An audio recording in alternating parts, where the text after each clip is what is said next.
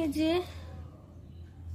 দেখো নিয়ে নিলাম এই যে মরিচ, কাঁচামরিচ, পেঁয়াজ আর অল্প একটু রসুন।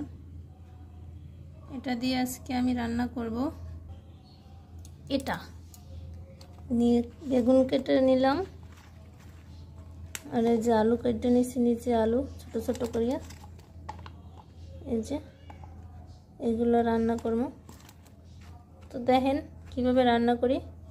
পেঁয়াজ, মরিচ আর রসুন, এটা আমি এখন সাথে কাঁচা জিরা একসাথে শিলপাটায় করে বাটবো।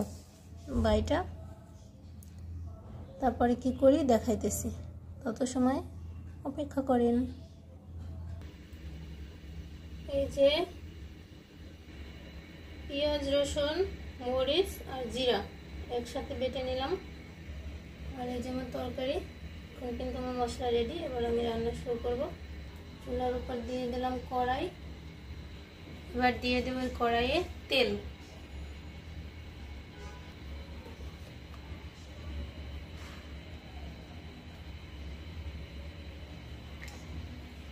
দিয়ে দিলাম তেল। তেলটা একটু ভালোভাবে গরম হোক। এরপরে বাকি দেখাচ্ছি। এই যে তেল কিন্তু পুরো গরম হয়ে গেছে। এবার আমি দিয়ে দেবো যে কয়েকটা জিরে,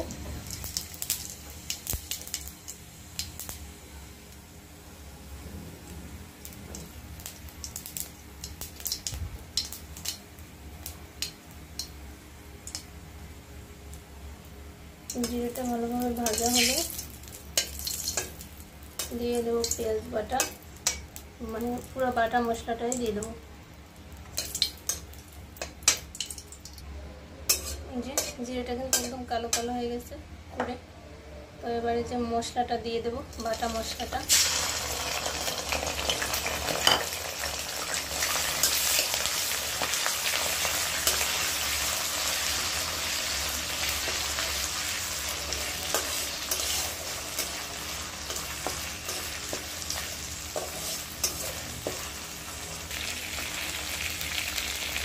এখানের মধ্যে দিয়ে দেবো আমি পরিমাণ মতন লবণ। আমার আলু আর বেগুন কিন্তু বেশি না, অল্প, এর জন্য লবণও বেশি দেবো না, আর দেবো না, অল্পই দেবো।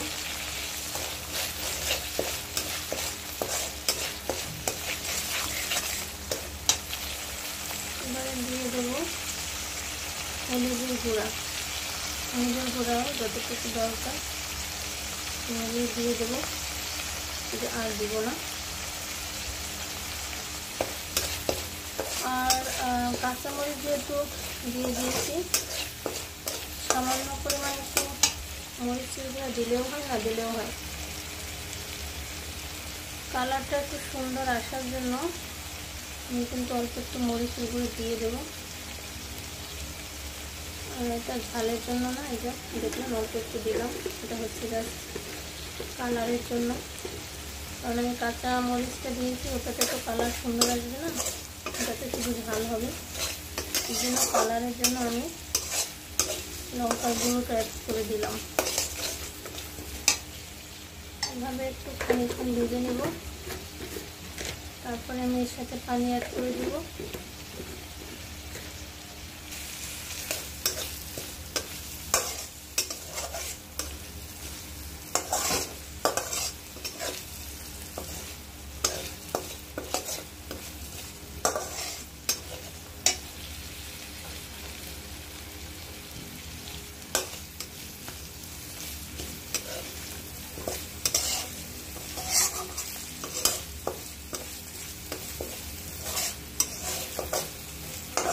আর ভাজার দরকার নেই। এবার আমি এর মধ্যে হচ্ছে পানি অ্যাড করে দেব।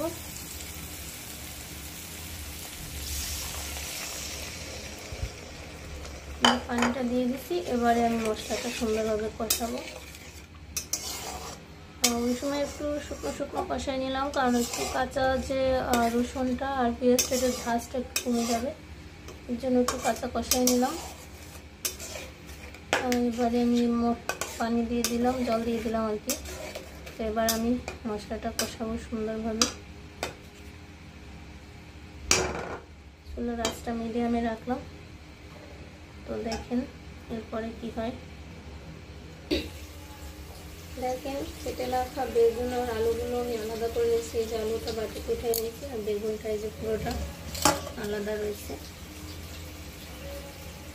এদিকে দেখেন এই যে মশলাটা আমার কিন্তু যে জলটা আমি অ্যাড করছিলাম জলটা কিন্তু একদমই কমে গেছে। তো এবারে যেটা করব এটার মধ্যে দিয়ে দেবো আমার কেটে ধুয়ে রাখা যে আলুগুলো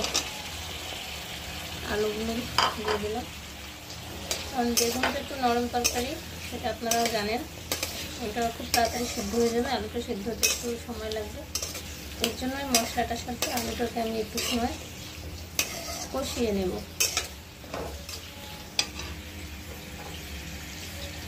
চুলার আঁচটা মিডিয়ামের থেকে একটু বাড়িয়ে দিলাম। এই অবস্থায় আমি আলুটাকে সুন্দরভাবে কষিয়ে নিই। দেখো আমার আলুটা কেমন ভাজা হয়ে গেছে, পানিটা কিন্তু আর নাই, একদমই তেল দেখা যাচ্ছে। দেখো তেলটা দেখা যাচ্ছে, পানি আর নেই। মশলাটা কষানো হয়ে গেছে সুন্দরভাবে, সাথে আলুটা এখনো সিদ্ধ হয়নি যদিও, কিন্তু হালকা একটু তো নরম হয়েছে। তো এবার আমি এর সাথে বেগুনটা অ্যাড করে দেবো। এটা কেটে দিয়ে রেখেছিলাম, তো বেগুনটা অ্যাড করে দিলাম। এবার আমি বেগুন আলুটা একটু কষিয়ে নেব কিছুক্ষণ। এই যে বেগুনটা দিয়েছি বলে আমার মশলাটা একদম শুকনো হয়ে গেছে। যাই হোক, এরপর যে আমি দিয়ে দেবো জল। চুলার আঁচটা বাড়িয়ে নিলাম, এবার আমি জল দিয়ে দিলাম। বেগুন তরকারি তো জলটা একটু বুঝে দিবেন যেটুকু লাগে। ঝোলটা বেশি রাখতে চাইলে একটু বেশি দিতে পারেন, আর ঝোলটা যদি কম খান একটু মাখা মাখা উঠাইতে চান সেক্ষেত্রে জলটা একটু কম দিয়ে দিলেই হবে। তো আমার আলুটাও কিন্তু পুরো সেদ্ধ হয়নি, দেখতে পাইছেন। পর বেগুনটাও মাত্র দিলাম, ভালোভাবে সেদ্ধ হয়নি কোনোটাই। এর জন্য আমি আর একটু পানি দিয়ে দেবো, সামান্য একটু, আর কিন্তু পানি দেবো না। এতেই আমার মোটামুটি ঝোল থাকবে আর কি।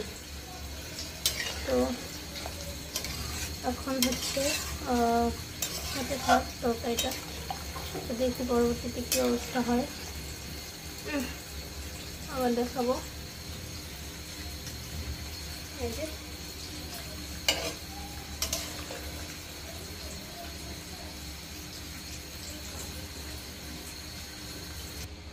যে দেখেন আমার তরকারিটা কিন্তু একদমই রেডি। দেখেন কতটা সুন্দর দেখা যাইতেছে তরকারিটা। একটু শুকনো লঙ্কার গুঁড়ো যে দিলাম এর জন্য কিন্তু তরকারির কালারটা এত সুন্দর হয়েছে।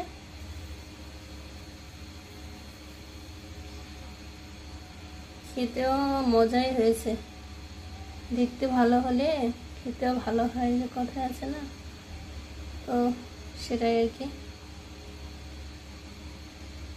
যাই হোক, তাহলে আজকের মতো বিদায় নিচ্ছি। টাটা, বাই বাই, পরবর্তীতে আবার দেখা হবে।